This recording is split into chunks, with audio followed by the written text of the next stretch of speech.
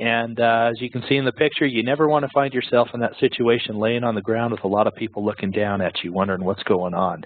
And fit for duty is one of those things we want to talk about, which goes around coming to work prepared, focused, ready to do the job safely without being able to fall down on the job and have problems. So that's what we want to focus on today. And we want to talk about a few things, exactly what fit for duty is and what that means, and some best practices that we can have so that we can show up ready to work without any delays or hiccups.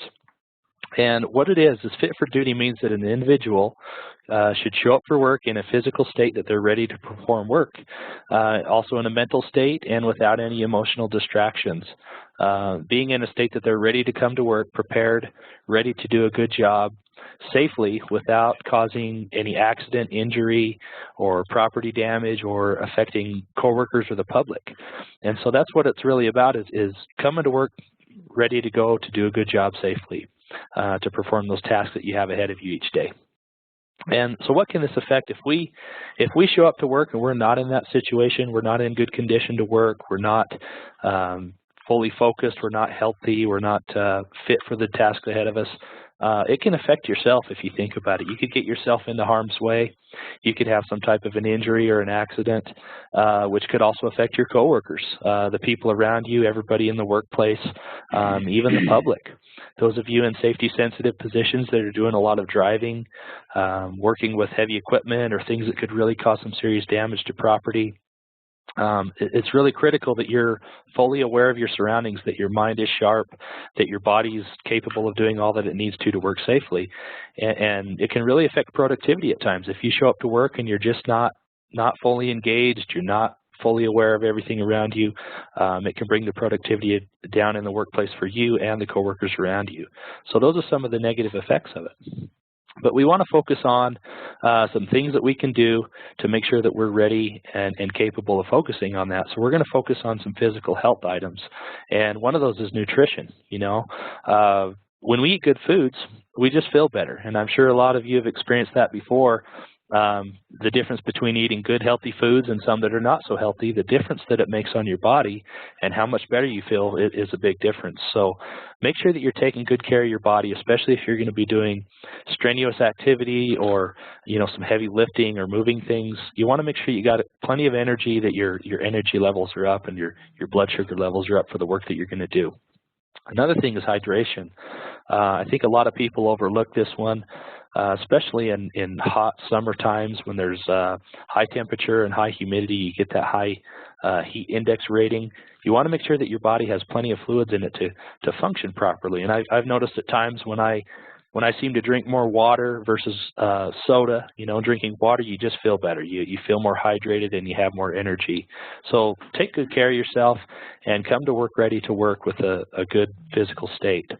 And the other part of that is fitness, taking care of your body, working out regularly, maintaining your body as far as stretching and different things like that can make a big difference for how you feel and how you're able to move around the workplace and perform those tasks.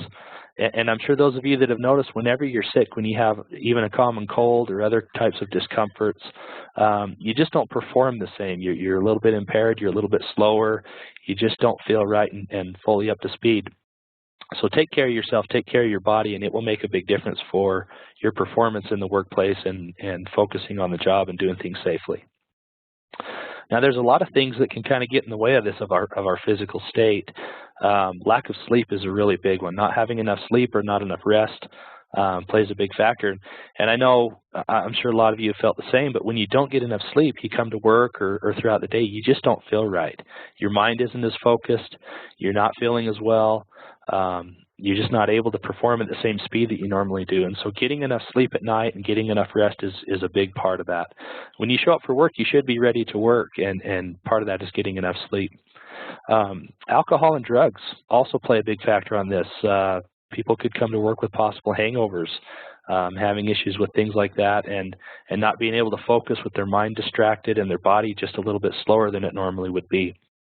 Even over-the-counter medications and prescription drugs can make you very drowsy, and you could even have side effects from those things which can impair your work. So we want to focus on that as far as recognizing the things that we're putting in our body, the nutrition that we have, and our physical well-being, so that we come to work ready to focus and do a good job. And if we look at it, a lot of times our focus is taken away from work from various things.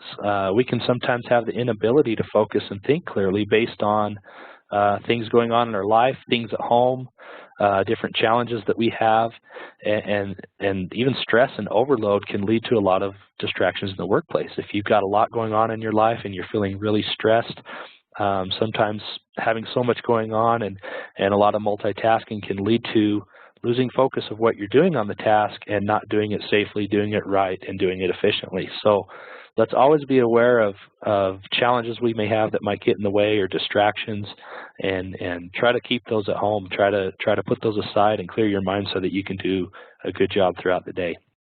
And what happens is a lot of times these types of things lead to injury. People get distracted, they put themselves in harm's way, and accidents happen. And that's what we really want to avoid, is losing our focus to where it leads to an accident. Emotions are another thing. We go through a wide range of emotions. All of us feel differently at different times. We have different challenges. Each week could be different for individuals, each month, and even stages of our life cause different emotions to come out and how we react. And so we need to be aware of that. Be aware that there are family and social life issues at home that people get distracted from, and they may cope with things differently. There's different coping strategies and the way people handle that. So recognize that in yourself. If you're distracted and need to refocus, take time to do that, or talk to somebody about it and get some help.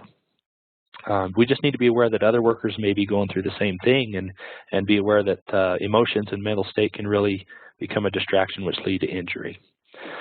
So some best practices and things that we might want to do is plan your day out. A lot of people will plan at the end of the one day, they'll plan for the next day, and they'll have things lined out and ready to go so that they show up to work ready to go for the next day.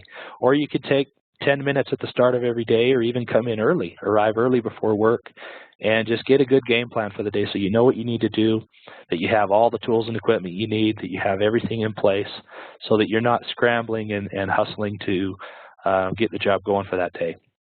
Sometimes just taking a couple minutes to clear your mind, turn off the radio, have some quiet time, whatever that might be, to clear your mind and focus on the task that you have ahead of you so that you can do it right and safe.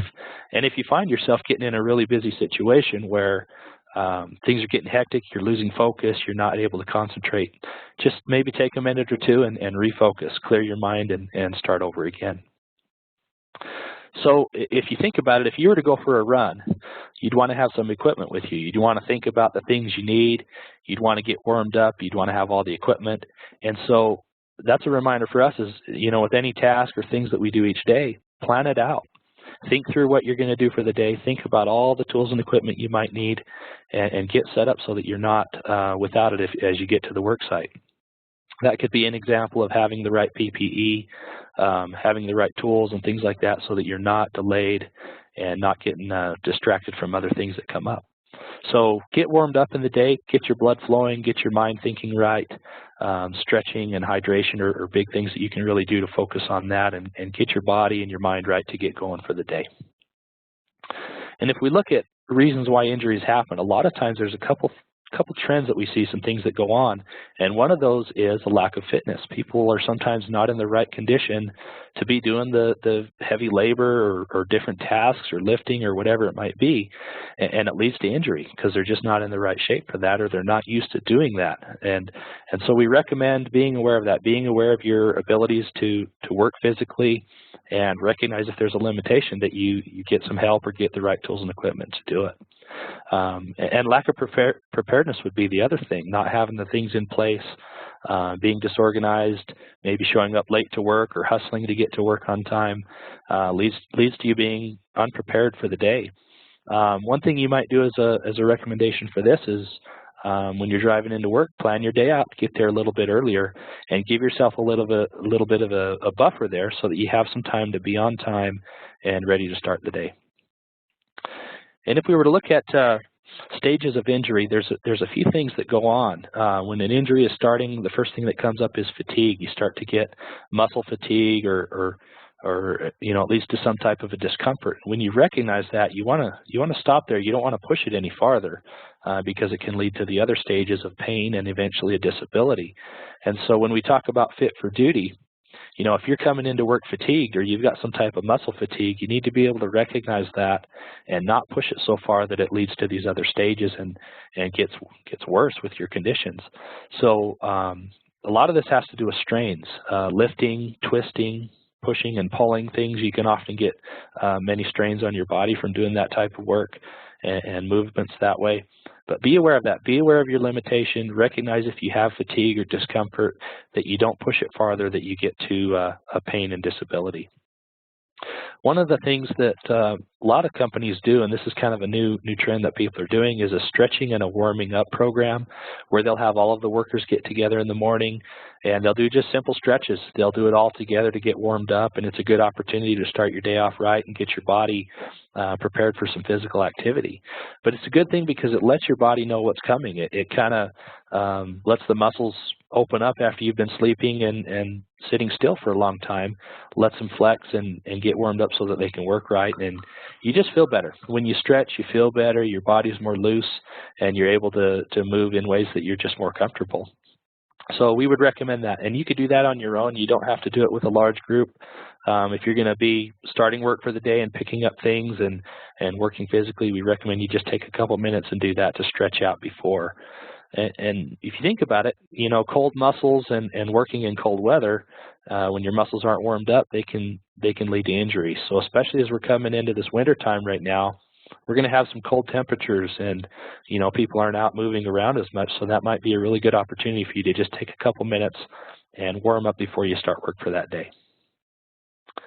I think one of the biggest things we should do is just recognize, just take a minute and think, ask yourself, am I ready to work today? Do I have everything that I need? Am I in the right mental state? Am I physically fit and ready to do the jobs ahead of me? Do I have the tools and equipment that I need for the day? And I think if you ask yourself and run through those questions, you might recognize some things that you need to do ahead of time to be better prepared to do it safely that might not lead to accident and injury in the workplace. So don't overdo it. Don't push it too far. And I think don't be afraid to ask for help. If you recognize that you're not feeling right, you're not in the right state, you've got distractions from home that are in the way, or something's just blocking your ability to think clearly and work safely, then ask for help and get the right things that you need. And I think just be honest with yourself. Think about it and look inward and recognize that you could be potentially causing problems in the workplace for leading to accident and injury by not being as focused and mentally aware of what's going on around you. So recognize those things in yourself and others as you go through each day. And, we can ask ourselves, well, whose responsibility is it? Who really should be the one that's making sure that we're all working safe in the workplace? Well, as far as fit for duty, it comes down to the employee. They need to make sure that they're showing up for work, ready to work, in a good state, in a good mind frame, and ready to focus. And if they're not, they should really notify their supervisor or somebody to get some help and have the support with that. So the employee should take the initiative on that and make sure that they're ready. And really, we owe that to the organizations that we work for. They're putting their trust in us to show up to work on time and ready to work, and we should live up to that, to our commitments there.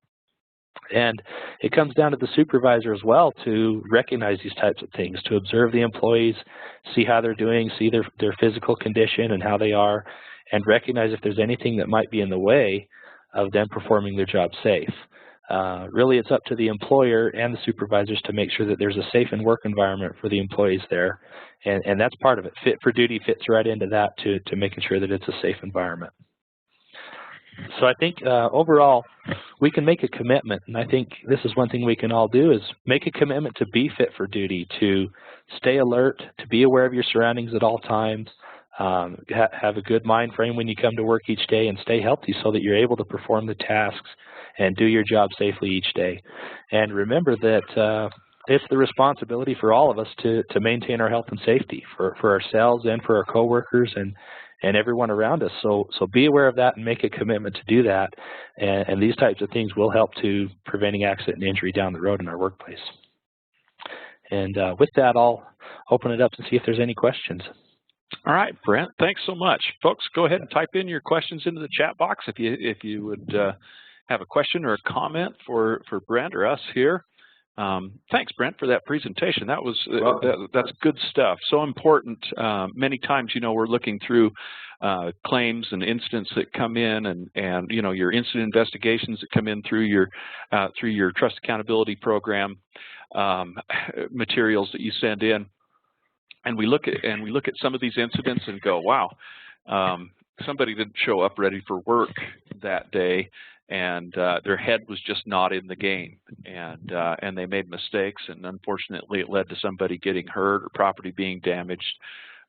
There's a question, how can we get the slides? We can actually send out a copy of that. We'll shoot it out. It'll come as a PDF because that's how it will email better. But if you would like, we can definitely send that out, send a copy of that material out today. So thanks, Beth, for that question.